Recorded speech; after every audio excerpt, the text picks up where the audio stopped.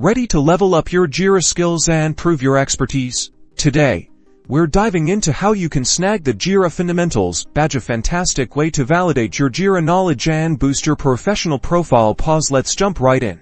First things first, you need to head over to Atlassian University. That's your primary resource for all things Atlassian, including the Jira Fundamentals learning path. You can find the link easily with a quick search. Within Atlassian University, locate the Jira Fundamentals learning path. This is where you'll find all the necessary training materials and resources needed to prepare for the badge assessment. Explore the different sections of the learning path. The learning path is broken down into bite-sized modules covering the core concepts. Spend time working through each section. These cover topics from the basics of what Jira is, to how to set up and manage projects, and the best practices for working within Jira.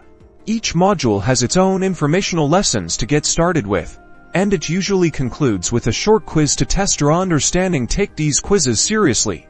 They're designed to help you learn. Once you feel confident with the concepts, it's time to take the assessment. When you do, this is your opportunity to put your knowledge to the test.